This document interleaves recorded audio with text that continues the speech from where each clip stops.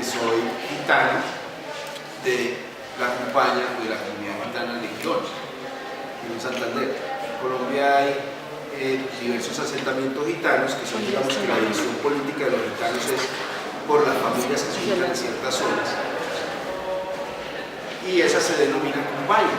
Compañía es un grupo de familias que interactúan en una región específica. Antiguamente no era por la región que ocuparan, sino por el número de familias o el nombre de las familias o los principales integrantes de esas familias que se denominaban en las compañías. Entonces esas familias migraban de la costa antioquiana, era la misma compañía. Pero hoy en día, como nos hemos editarizado un poco, las compañías se denominan por el espacio territorial que ocupan. Entonces en Colombia existe la compañía de Envigado, la compañía de San Pelayo, la compañía de Cúcuta, la compañía de Girón, la compañía de Bogotá. Las más grandes son Bogotá, Girón y Quito. Las otras son un poco pequeñas. Pero entonces, comencemos por la historia del pueblo gitano.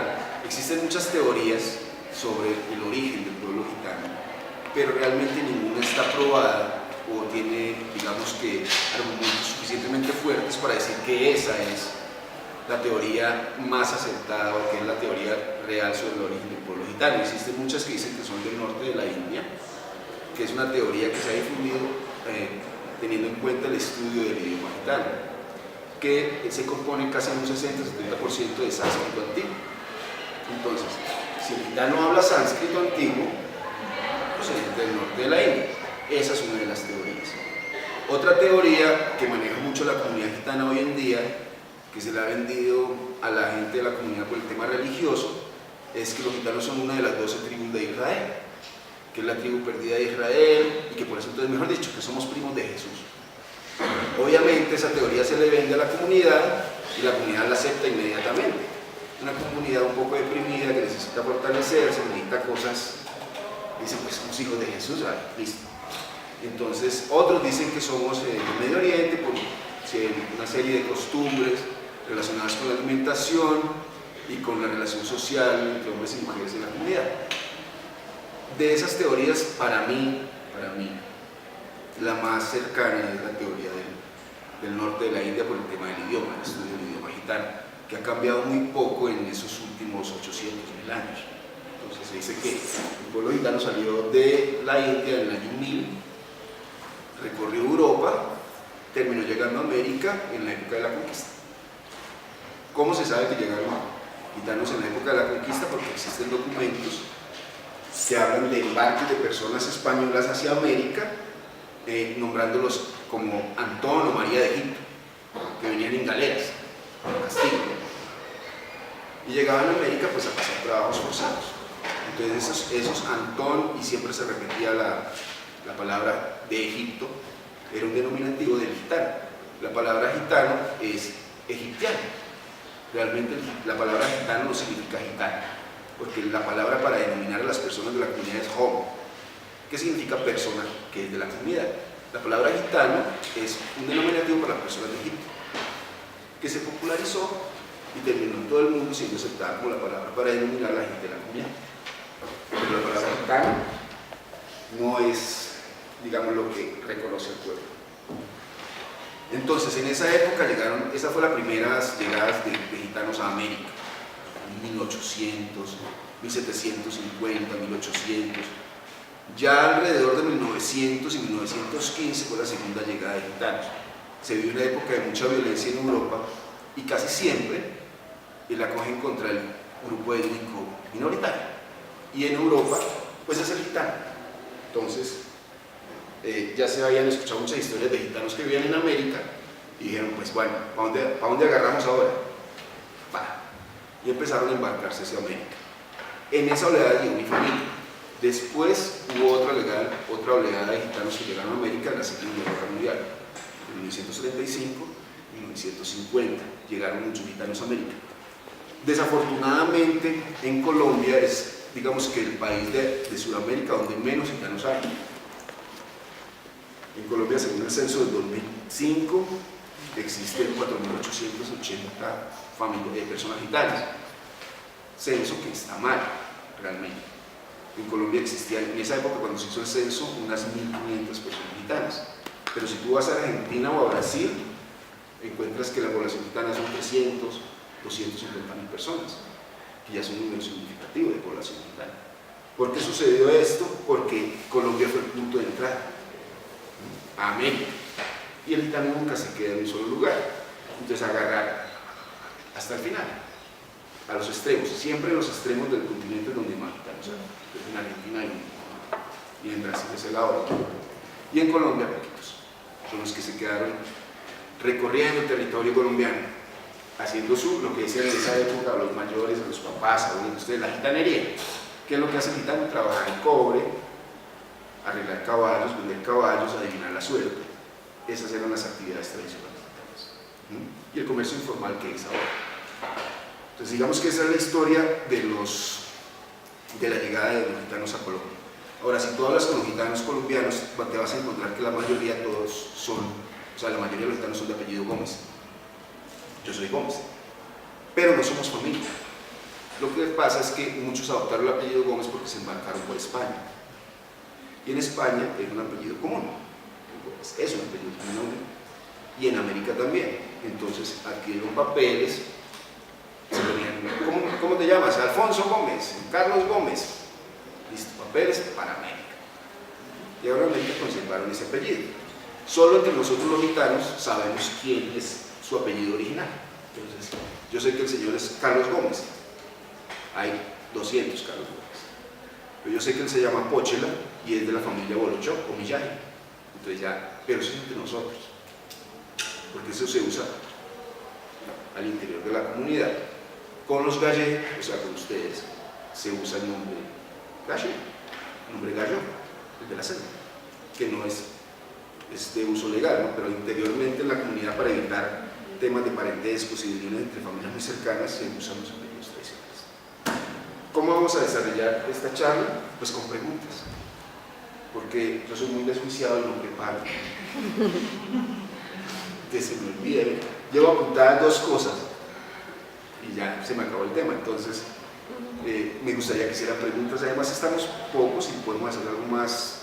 Entonces la gente tiene preguntas, las respondemos y va a salir un tema. ¿Quién tiene una pregunta? Digamos que no tanto en el número de población, ¿sí? Pero sí en la dinámica de movilidad de la población la ha afectado enormemente. ¿Por qué? Porque, digamos, en la época bipartidista, de las historias que me contaba mi papá, por ejemplo, mi papá me contaba que él era herrero, mi familia es de somos herreros, y él era un niño, y él tenía que hacer el rebusque, y su rebusque era ir por los pueblos, en las plazas, en la época de la violencia bipartidista, y él recogía los casquillos de las balas, y los arreglaba, y volvía a hacer que la bala fuera una bala utilizada. Entonces me contaba que cuando llegaba a un pueblo conservador, se iba a la plaza con una tutumita llena de balas para vender. O sea, mi papá ni siquiera sabía que era un arma, pero él arreglaba las balas, tenía 12 años.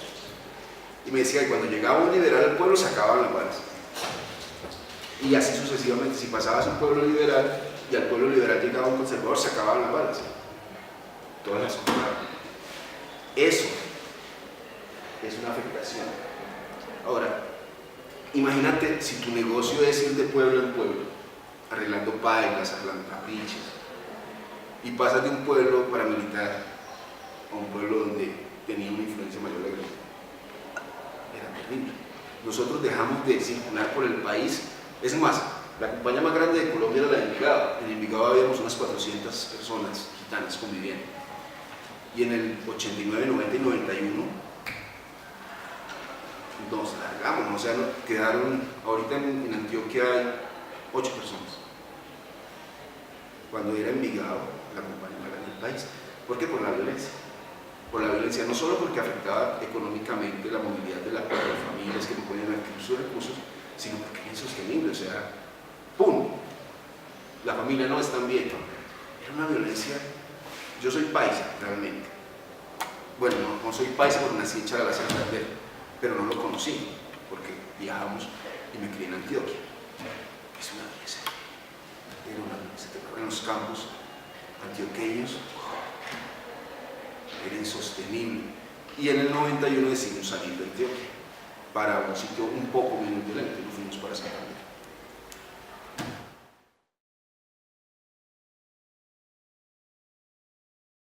tú escuchas el idioma gitano, que tiene mucho de sánscrito, encuentras palabras italianas, francesas, alemanas, porque ellos van tomando de los sitios que van presentando palabras, o que no existían, o que son más comunes, o que están mejor, o que suenan más bonitos, están más de moda y las incluyen en el idioma.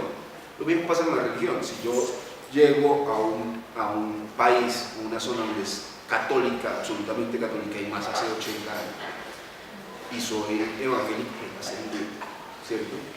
Y el gitano lo que menos buscaba era eso, él está escapando del problema. Entonces el gitano adaptaba, y se adaptaba a la religión del lugar. Entonces donde hay una religión, ellos son de esa religión. Desafortunadamente hoy en día, bueno, digo hoy en día, eso empezó hace unos 30 años. Antiguamente, cuando yo era niño, la mayoría de los gitanos eran católicos, pero todavía creían en el espíritu de los muertos, en que las estrellas guiaban el futuro, en una serie de prácticas y de creencias que tenían una raíz mucho más antigua, que si uno se puede investigar, eso viene de bastante lejos, y las han reemplazado por los cultos evangélicos. Los cultos evangélicos hacen una tabula rasa, o sea, ellos no permiten que exista nada antes.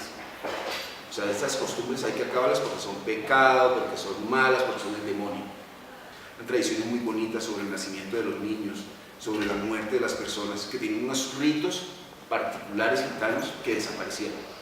Es más, con la mamá de Vanessa hicimos una investigación a nivel nacional y la mayoría de esas prácticas y esos rituales tradicionales esfumados de la historia, se fueron, se acabaron. Preguntándole a personas mayores, hablando de personas de 70 años, es pecado, eso se acabó, no lo nombro. Es una forma de acomodar una filosofía de la vida, o sea, las personas que mueren de tu familia te pueden ayudar o perjudicar, hay que estar bien en paz con ellos, el futuro lo que marcan las estrellas, el horizonte, siempre hay que cambiar de horizonte, de metas, de gentes, de pueblos, de montañas, por eso era el nomadismo. Sí, el gitano no tenía, era el cielo, lo único que veía siempre, el mismo. Entonces se guiaba con las estrellas. Yo no soy tan viejo como para saberlo bien, para haber practicado bien esa filosofía de vida. Pero yo nací en el 75, ya casi eran evangélicos. Y mis padres, pues, también estaban afectados por eso. Pero quedaban esos rezagos de esas historias que te contaban, donde podías percibir que esa era, como dices tú, como una especie de culto, que se acabó.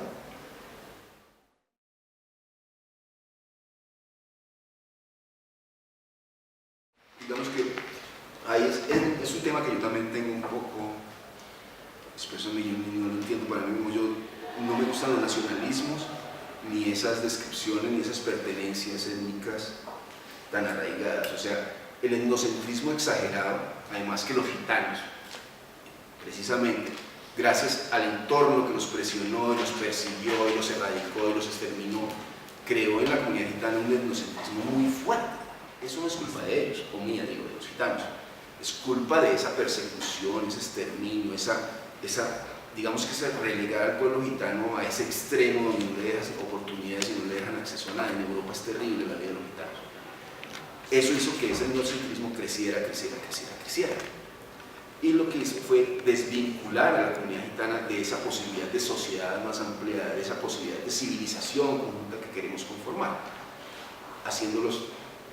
retrayéndolos hacia su mundo, que durante muchos siglos fue perfecto, porque hizo que sobrevivieran, que además sobreviviera su cultura. Imagínate un pueblo, una comunidad que vive 400 años en medio de otra comunidad y hablan su propio idioma todavía. Eso no sucede ni en las comunidades indígenas que están aisladas, porque tú encuentras a muchas personas, mucha gente de las comunidades indígenas que ya perdieron su idioma. Y el pueblo gitano, viviendo en medio de todos, mantiene su idioma, por ese etnocentrismo que hizo que eso se conservara. Hoy en día eso es lo que está perjudicándonos, realmente. No sé si contesté, pero...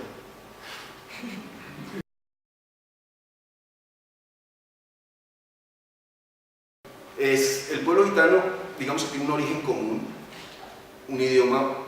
Por ejemplo, el gitano alemán y yo hablamos el gitano, el mismo idioma gitano, con unas variaciones pequeñas. Eso nos identifica como gitanos. Nosotros usamos, digamos que la relación y la nominación de familia. ¿Sí? Entonces, por ejemplo, yo me encuentro con un gitano alemán. Y el gitano alemán me dice, me llamo tal, entonces yo le digo, me llamo tal, hijo de tal, nieto de tal, nieto de tal. Y siempre llega un punto, bueno, cuando son gitanos alemanes están muy alejados, y estamos alejados por generaciones, pero con los gitanos brasileños, argentinos, mexicanos, encontramos una relación y siempre dicen, ah, su abuelo era tal, mi abuelo era tal, y eran conocidos, y su tía y empiezan a buscar y encuentran esa relación. Entonces dicen, claro, primo. Esa es cómo se identifica el gitano. Ahora yo me encuentro un gitano, hablo con él en gitano, si él me dice que es gitano, así no habla el idioma, yo detecto que es gitano. O sea, uno siente como que por ciertas costumbres, por ciertas posiciones, por cierta forma de ver el mundo y de percibir a los demás, que esa persona es gitana. Ahora, no sé por qué mentiría una persona que no es gitana, diciendo que es gitana. Bueno, en Colombia quizá por algunos beneficios suele suceder en tema de educación, en tema de subsidios y eso, pero no encuentro digamos que otro motivo para hacerlo. Que eso fue lo que sucedió precisamente con el censo del 2005. Que la pregunta de autodenominación para reconocimiento se hizo así. ¿Usted qué grupo étnico es?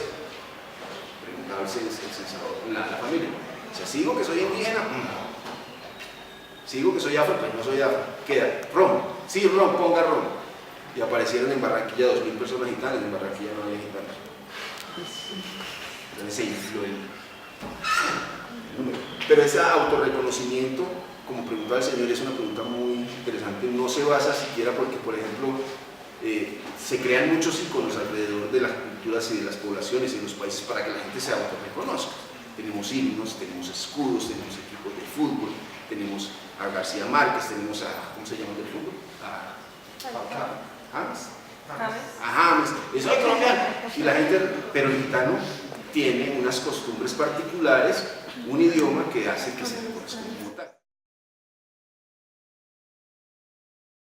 Pues que mira, precisamente cuando el movimiento gitano en Colombia nació en el 97 en Girón, se hizo precisamente por eso, porque había una serie de pérdidas de costumbres, de cultura y un detrimento cultural y social de la comunidad, porque por ejemplo no es muy difícil calcular que una comunidad que no accede a herramientas para mejorar su nivel de vida como educación, como formación, termina relegándose a actividades que no son lícitas, digámoslo así, y que le permitan sobrevivir. Es algo que sucedió en Europa. Entonces a la gente gitana no estudiaba, no se educaba, no se formaba, y al final pues terminaron en el mercado laboral sin nada que hacer. Entonces ¿qué hacemos? Pues mendigar, ¿qué más? ¿Sí? Entonces yo era un pelado y dije, pues esto hay que evitarlo, para allá vamos seguramente.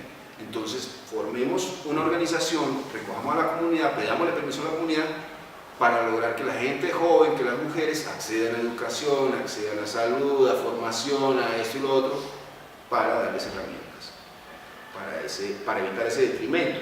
La forma de conservarles es darle herramientas para que el mismo se autorreconozca y sabe que es un mundo diverso y que él tiene una posición, una cultura particular dentro de ese universo, pero participa de la construcción social y civilizatoria en la que vivimos. Si no, terminamos relegados y excluidos y al final desapareciendo.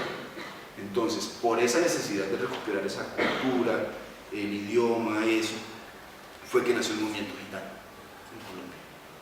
Ese era el espíritu de este movimiento en esa época.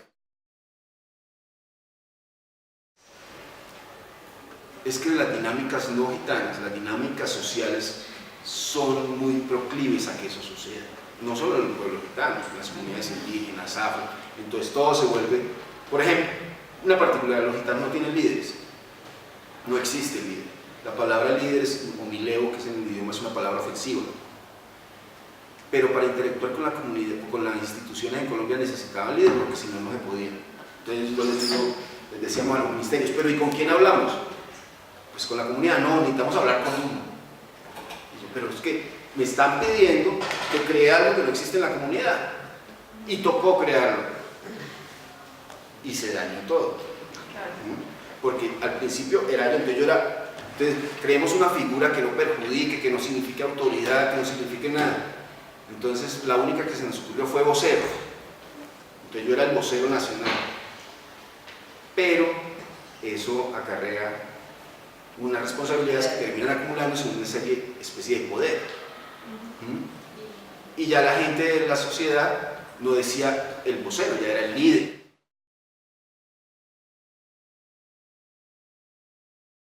¿Dónde viene? Mi abuelo era francés, mi abuelo era de Lyon, llegó aquí en 1918, 16 en barco. Cuando llegó a América, se murió el papá de él quedó chiquitico solo en América. Y lo adoptaron a otra familia gitana y empezó a viajar por Colombia. Y estando viajando, pues conoció a una mujer no gitana y se casó con una gallí. No gitana se dice gallí. O sea, mi abuela realmente no era gitana. Pero como el pueblo gitano es un pueblo bastante machista, si el papá de uno es gitano, uno es gitano. Si la mamá de uno no es gitana, si el papá de uno no es gitano, uno no es gitano. O sea, tiene que ser el papá, es patrilineal. Mi abuelo, en esa caminada por Colombia, en la época de la violencia, se enamoró de una mujer gallé, de una familia muy reconocida en Colombia, se casó y tuvo 11 hijos. Esas. Mi clan se llama Mateyeski, por mi abuelo que se llamaba Matei, por Ochoa, se llamaba él. Se le daba el nombre y el apellido original. Y era herrero. Por eso todo mi clan, todos somos machucadores de cobre, es un trabajo de nosotros. Pero hay muchos gitanos griegos, españoles, rusos, alemanes, poquito de gitanos portugueses, y hay muchos, muy poquito de gitano rumano, de Transilvania, que ellos no hablan el idioma gitano. Nosotros los encontramos y no nos entendemos, pero nosotros sabemos que son gitanos. Lo que pasa es que ellos sufrieron una historia particular en Europa, porque ellos fueron comprados, muchas familias gitanas en Europa fueron compradas como esclavos y las compró Vlad Tepes, el de Drácula, que Bram Stoker volvió eso una fantasía ahí, pero sí fue cierto que Vlad Tepes compró unas 1000 o 1500 familias gitanas porque eran muy buenos herreros y músicos. Las compró como esclavos, las llevó a Transilvania, pero les prohibió hablar gitano. Entonces los gitanos rumanos hablan rumano antiguo. Entonces nosotros no nos entendemos porque ellos hablan rumano, pero sabemos que son gitanos. Esas son las tipologías.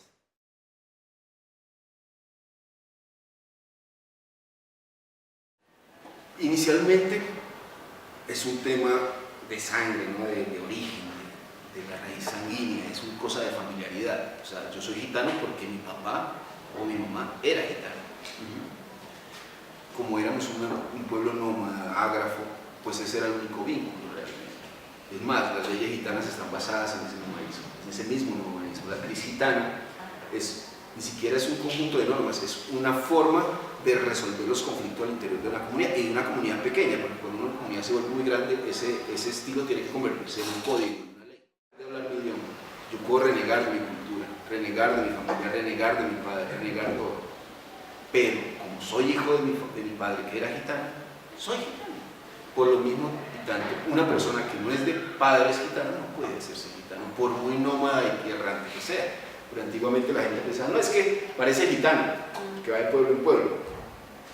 Y el folclore lo ha hecho, entonces las canciones gitanas, la música gitana, el término gitano se ha convertido en eso, persona errante.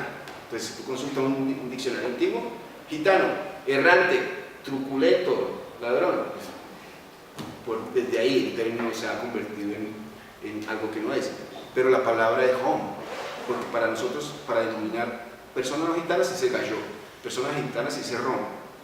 Persona en general es manus, que es una palabra antigua sánscrita, que designa al género, a la especie humana. Pero se es gitano por sangre, eso no hay nada que hacer. Y como dicen mucha gente, cuando se inició el proceso de reconstrucción de la comunidad gitana, que iniciamos en el 2000, en el 97, perdón, era para eso, porque se estaba perdiendo el idioma, porque queríamos recuperar la práctica, el hablar, las costumbres de la comunidad gitana, porque por más que se quiera no se puede dejar de ser gitano, pues entonces mejoramos el asunto. Hay costumbres que son, y esa es una posición mía, recuperables, hay otras que son desechables, que hay que acabar. Por ejemplo, el tema del rol, la participación, el desarrollo cultural del pueblo gitano, de la mujer. Hay que replantearlo, ¿cierto? Pero precisamente por eso, cuando nació el movimiento, se puso a mujeres en el movimiento, a la fuerza, para que encabezaran procesos. Por ejemplo, el proceso de acceso a la educación tenía que ser encabezado por una mujer. En parte las instituciones que también han visto eso, con ICF, por ejemplo, nos obligan a que en los contratos, si hay que contratar personas de la comunidad, tienen que ser hombres y mujeres. Es un lío, porque una mujer tiene que asistir a todo lugar con su esposo, si es casada. Entonces toca contratar al marido. ¿Pero qué? Pues. ¿Otra pregunta? Pensando en la condición machista de la comunidad y también pensando un poco en lo que nos contaba de su abuela, ¿qué implicaría en ese proceso como de adaptación o de absorción de una mujer que no es gitana y se casa como gitana? ¿Cómo funciona eso? Pues yo no sé cómo funciona, porque por ejemplo en mi caso no me ha funcionado bien, porque mi esposa no habla el idioma, no he podido, porque bueno, no lo practico con ella igual. Antiguamente una mujer gitana aprendía el idioma a los 3 meses, pero claro, tú te casas conmigo, yo te llevo a vivir con mi familia y nadie te habla en español, y no puedes hablar con nadie más, aprende y te mueres de hambre, ¿sí? Pero yo soy gitana, no sé, porque no puedo decirle si sea o no machista, pero nunca pudimos, digamos que mi familia era como un poco diferente. Mi padre nos dio educación a los hijos, y tengo una hermana que es ingeniera química de la UIS, y en mi casa no se vivió el mundo gitano machista. O sea, yo a mi hermana no le podía pedir un tinto. Claro, cuando venían de visita los gitanos, yo aprovechaba. Sí, me decía mi hermana, Daisy, tinto. Y mi hermana, me traía tinto. Pero solo cuando venían visitas gitanas, porque no había que romper el esquema, ¿no? Con las otras familias gitanas. Porque el problema no era para mí, para mi hermana, sino para mi padre. En la casa de... Eso es allá no se vive el mundo gitano, allá eso es una desgracia, allá... ¿Por qué? Porque estamos dentro de la cultura. Pero, interiormente mi padre dijo, estoy de acuerdo con la educación, las mujeres tienen derecho, y estudiamos como una persona, no hay ningún problema. Que eso sí nos trajo problemas con la comunidad, porque a mi hermano no se pudo casar con un gitano. Un gitano se iba a querer casar con ella. Y a mí también. A mí me aislaron un poco de la comunidad. Entonces me veían ir con mi morralito y decían, ese vago, ¿para dónde va? Es que a estudiar. No era aceptado. Hasta que no vieron que sí había ciertas cosas que habían mejorado en mí. Entonces necesitaban abrir una cuenta de ahorro, entonces me llamaban. Entonces, ¿saben lo que es enseñarle a una señora de 70 años que no sabe leer y escribir usar un cajero electrónico?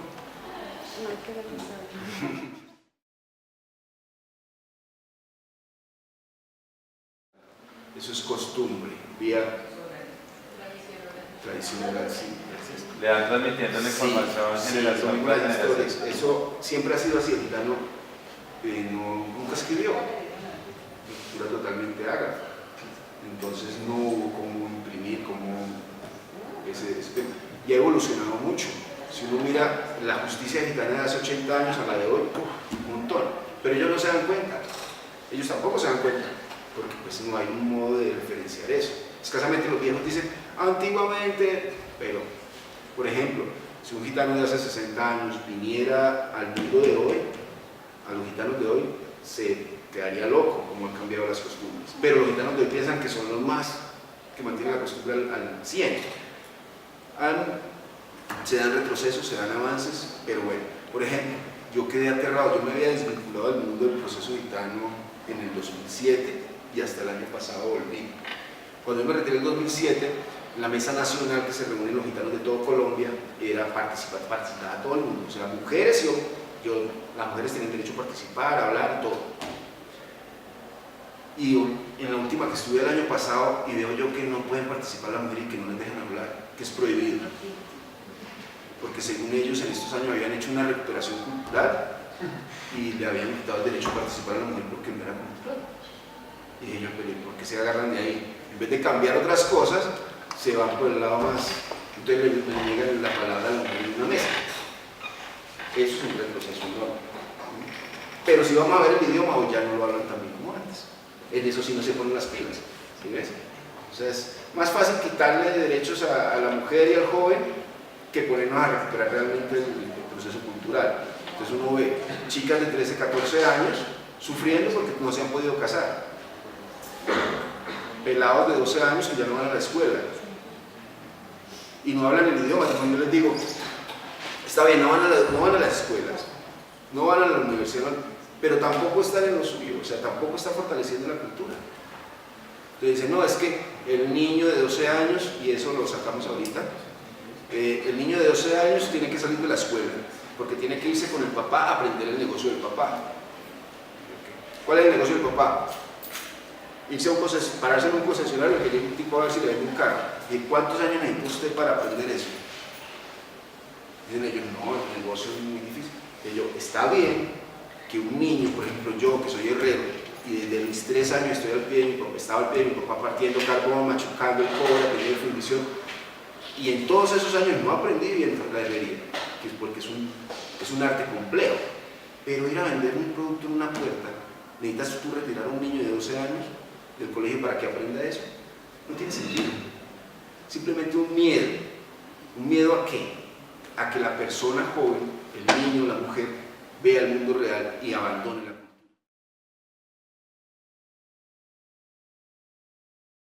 Hay 3 momentos, y es una cuestión muy psicológica, ¿no? Hay 3 momentos.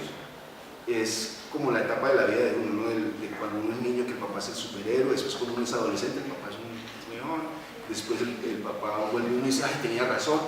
Eso mismo pasa con los niños. Cuando uno es niño y está en su mundo gitano, y todo su mundo es los niños gitanos, pues es una maravilla, ¿sí? Y soy gitano, no sé qué más. Y cuando ves que por ser gitano te prohíben acceder a ciertas cosas que te parecen atractivas, empiezas a decir, ¿qué mierda? Yo no quiero ser gitano. Y todo gitano de 12 a 17 años reniega de ser gitano. No lo acepta, dice, ¿por qué yo tengo que ser así? ¿Por qué yo soy una mujer gitana? No. Ya después de eso, casado y con hijos, vuelve. ¿Por qué? Porque ya no pudieron acceder a ese mundo. Ya están lejos. Ya es una ensoñación que no va a suceder. Entonces se olvida y se vuelve a la raíz. Dice, soy gitano y odio todo lo que no sea gitano. Y si no es gitano, no se casa con nadie. ¿Entiendes? Son como esos 3 momentos que son psicológicos realmente, de aceptación, rechazo y aceptación nuevamente por exclusión. Ahora, si eres un poco más analítico, más reflexivo, te das cuenta y además, por eso nació también el movimiento, porque mis amigos gitanos de 15, 16 años veían que yo iba a la universidad, que yo estaba en otras vueltas, en otras cosas, y decían, yo también quiero, pero no puedo. ¡Qué mierda! Y ahorita son de mi edad ya, claro, los gitanos se casan muy jóvenes, tienen familias muy jóvenes, a los 18 años tienen un hijo, mínimo, a los 30 ya son abuelos casi, y entonces me encuentro con ellos y ellos ahora son los que más, no, yo mi hija no la dejo que se hable con nadie, ¿no? A mi hijo no permito que vaya al colegio. Es tan raro, pero si usted era el que me decía que, pero eso ya no lo pueden hacer, entonces están perjudicando. Además, no sé por qué el ser humano no tenemos memoria para esa parte. Vamos y volvemos y nos damos cuenta que ya estuvimos ahí. Pues, digamos que las artes eliminatorias son algo por lo que se ha reconocido siempre la comunidad gitana en el mundo. Es más, todavía se practica es una práctica netamente y exclusivamente de las mujeres. No conozco gitanos hombres que adivinen la suerte. Solo lo practicaban las mujeres. ¿De qué se trata eso? No sé. ¿Cómo nació? Ni idea. Pero era una forma en que la mujer aportaba recursos a la economía familiar. En muchas familias era la única que aportaba. Entonces, la mujer gitana era, bueno, ustedes saben que la mujer gitana hay que pagar una dote por ella. Una dote. O sea, si yo voy a casar, yo le digo a mi padre, mire, el señor tiene una hija bonita, va a pedir la mano de la muchacha. El señor dice, sí, yo le doy la mano de mi hija, pero cuesta tanto. Digo, uy. Está muy cara. Sí, pero adivina la suerte, sí. Entonces, es que antiguamente un gitano decía, ¿cuánto vale la dote? 500 monedas de oro. Mucha plata. Entonces tasaron un monto mucho más bajo y decidieron que la dote de una mujer, de una muchacha, sea la que sea, de la familia que sea, rica, pobre, costaba $1 millón. Lo que pasa es que la fiesta sale muy cara. Entonces eso también está evitando que haya mucho ¿Y la fiesta quién la paga? El papá del muchacho. Del muchacho. El pagador le paga todo, mejor dicho. Ah, ok. Se encarga de todo. Por eso era costoso tener hijos. Tener hijos hombres era costoso. Mi abuelo tuvo 11 hijos y tuvo 6 hombres y acabó con su fortuna casando. ¿Siguen siendo numerosas las familias o ya no tanto? No, ya no se puede. No se puede porque es posible. No sé por qué antes eran tan numerosas. No sé qué era que el mayor criaba al que seguía, no sé cómo era el asunto, pero no solo entre los gitanos. Familias campesinas eran 11, 12. Una familia pequeña de 7 hijos. No sé cómo lo lograban. Una preguntita.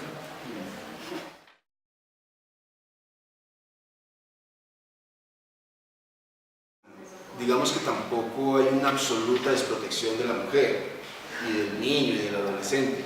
La justicia gitana o cris gitana, cris Jomai, es una suerte de costumbre de cómo se resuelven los conflictos y a la vez de qué cosas son conflictos, de qué cosas están prohibidas, de qué cosas son sancionables, de cosas peculiarmente no se deben hacer que acarrean multas. Sobre todo la justicia gitana no impone penas privativas de la libertad ni penas de castigo físico, es multas, o sea, todo se soluciona con un billete o con expulsión, pero no expulsión sino expulsión de la comunidad. Ya la gente de la comunidad no le habla más a esa persona.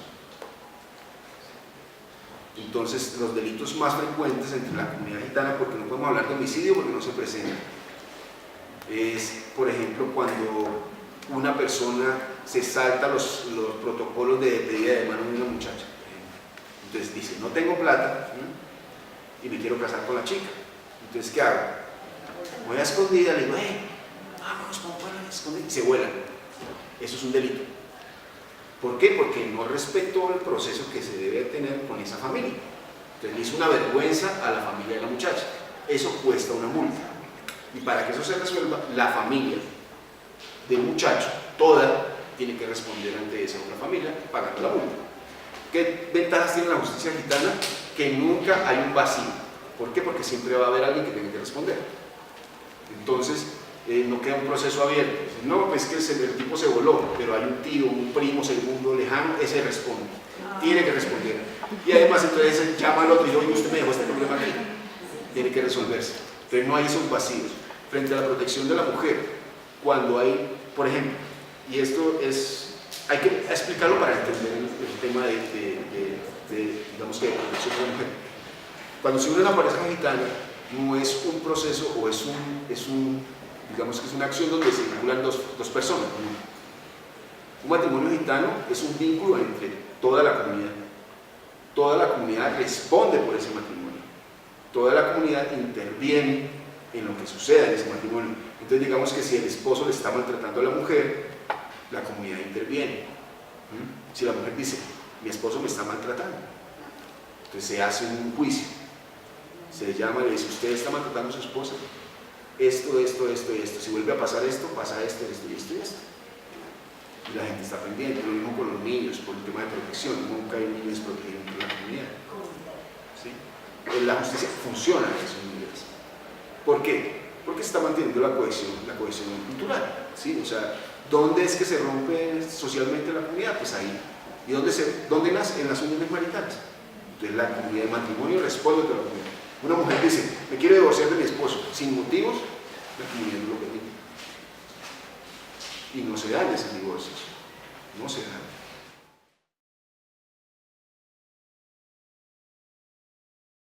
Los mayores de la comunidad. La comunidad tiene una persona mayor, ¿cuándo es mayor? Cuando se casa. Entonces, por ejemplo, si yo tengo 40 años y soy soltero, en la CRIS no valgo nada. Pero yo tengo 18 años y estoy casado, me llaman a la CRIS, porque se supone que una persona con responsabilidades dentro de la comunidad. Entonces, ¿qué cualifica a la persona para participar de la justicia gitana y de la sociedad gitana? Es el vínculo que tenga con la comunidad, o sea, el matrimonio, que esté creciendo en la comunidad. Entonces un soltero de 50 años no tiene voz ni voto, así sea muy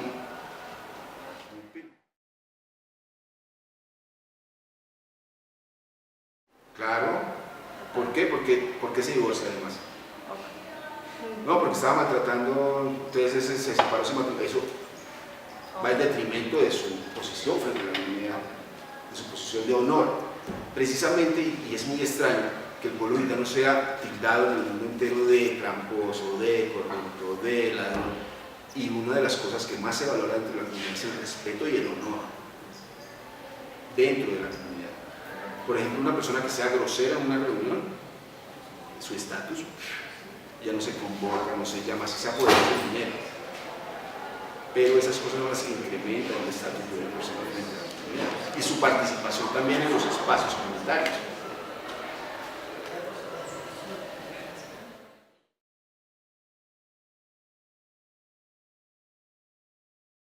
¿Por qué? Porque son personas que están expulsadas de la comunidad, entonces yo no puedo invitarla a tomar tinto, no puedo ir a mi casa a tomar café, no puedo hablar con ella, no la puedo invitar a eventos, a reuniones, no participa en nada. Y si tu mundo es ese, porque si somos, como decía antes, supremamente etnocentristas, y te sacan de ahí, es el muerto. Un gitano expulsado de la comunidad se siente paria total, aunque dentro de la comunidad nadie sepa nada. O sea, pero es que ellos no se relacionan con la sociedad mayoritaria. Estuvimos haciendo la investigación y yo le preguntaba a los jóvenes de la comunidad de Girón, que son 250, 300 personas, si tenían un amigo no gitano.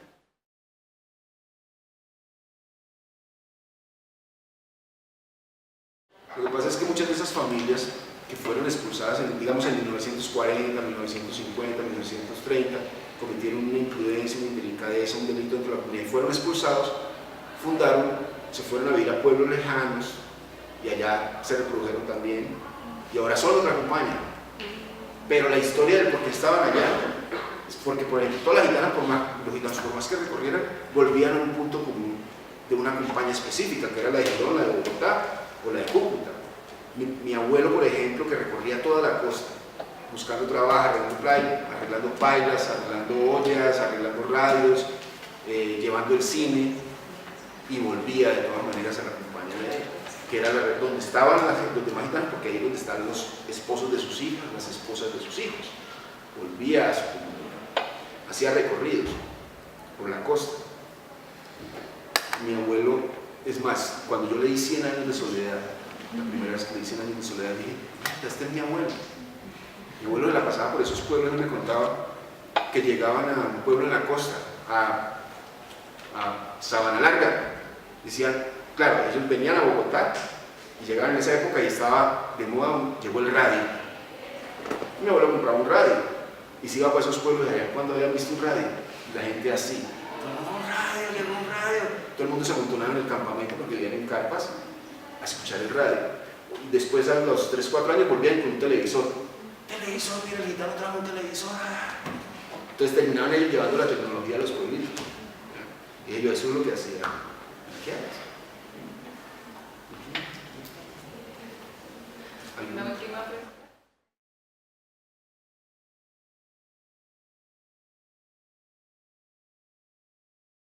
Tú sabes que cuando esa violencia pasó al extremo derecho, la extrema derecha, porque la mayoría no tenían religión, porque practicaban las artes adivinatorias que son de brujos y esto y lo otro, entonces la derecha consideraba a los gitanos pecado y mal y no les gustaba y nos perseguían y nos decían, usted aquí no entra a este pueblo. En la época de la violencia bipartidista y del nacimiento de la guerrilla en este país, ¿para dónde va? No, voy para tal lado, soy gitano, siga. A los gitanos nadie les decía nada en esas épocas. Él era el único que iba de pueblo en pueblo y pasaban de pueblo liberal al pueblo conservador. No, es que son gitanos, no pasa nada, porque sabían que nunca participaban en política. Pero con la modernización del conflicto sí ya empezaron a meterse en los gitanos, necesitaban la mercancía, necesitaban las mulas, no nos dejaban ir, no nos dejaban salir, les decían, no le damos 15 días, le damos 2 días para que se vaya o se muere. Uy, nosotros nos tocó salir del pueblo poblado cantidades, sobre todo en Antioquia, porque los padres decían, Usted no me gusta aquí, listo, y se va. ¿Por qué? Porque es gitano, listo. Eso sucedió mucho.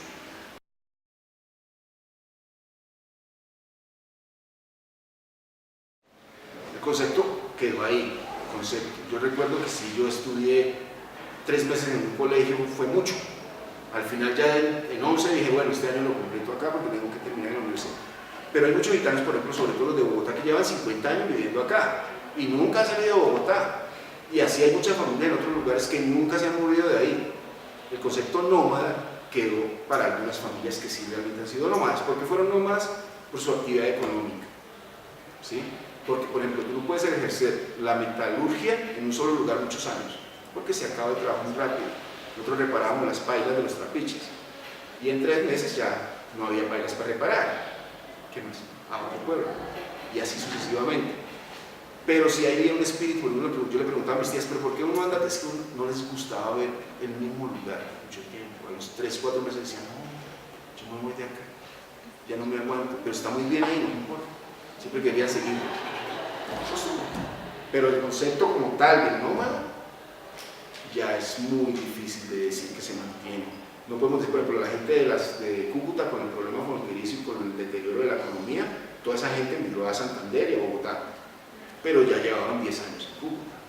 Así que antiguamente hablaban 3, 4 meses, que ella llegaba, montaba su campamento y a los 4 meses el abuelo decía, nos vamos porque ustedes ya están hablando mucho con los gallegos, entonces vámonos. Y por eso era también. Eso se acabó hace mucho tiempo. La última carpa, el último campamento gitano en Colombia se acabó en Envigado en 1973, algo así. No había yo ni nacido. Y soy bien.